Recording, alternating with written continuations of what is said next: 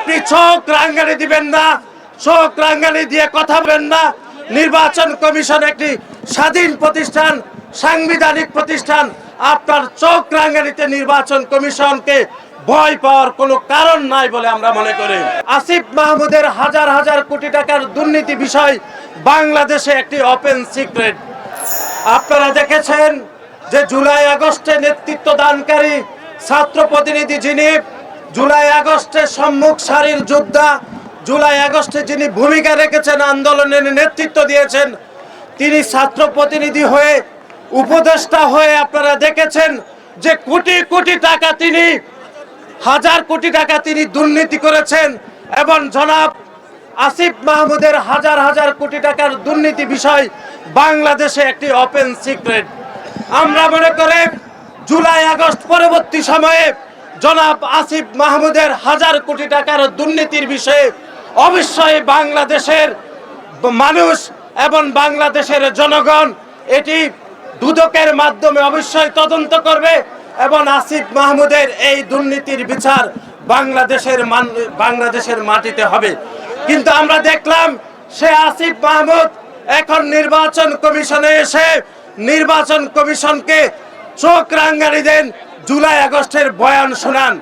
আমরা আসিফ মাহমুদকে হুঁশিয়ারি করে বলে দিতে চাই, জুলাই আগস্টে আপনি ভূমিকা রেখেছেন, আপনি নেতৃত্ব দিয়েছেন, এটি যেরকম সত্য, তার পরবর্তী সময়ে জুলাই আগস্ট পরবর্তী সময়ে আপনি উপদেষ্টা হয়ে হাজার হাজার কোটি টাকা দুর্নীতি করেছেন, এটাও বাংলাদেশের মানুষ জানে।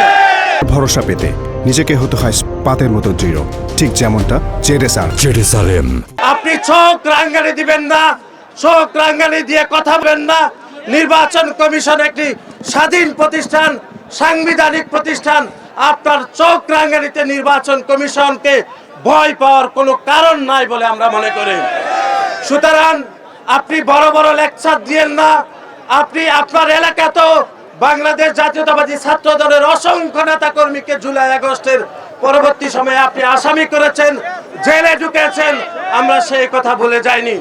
সুতরাং আপনার এই হুমকি ধুমকিতে বাংলাদেশ জাতীয়তাবাদী ছাত্র দলের কোন নেতা কর্মী ভয় পায় না।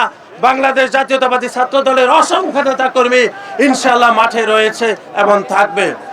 এবং নির্বাচন কমিশনকে আমরা এটুকু বলেছি যে বাংলাদেশের 5 আগস্ট পরবর্তী সময়ে 2-3 জন এসে বিভিন্ন বিষয়ে নির্বাচন কমিশনের সামনে মব তৈরি করে। নির্বাচন কমিশনকে আমরা গতকালও বলেছি, আপনারা আপনাদের হৃৎপিণ্ডকে সোজা করে দাঁড়িয়ে রাখুন। সংবিধান, দেশের মানুষ, আইন আদালত আপনাদেরকে সেই ক্ষমতা দিয়েছে।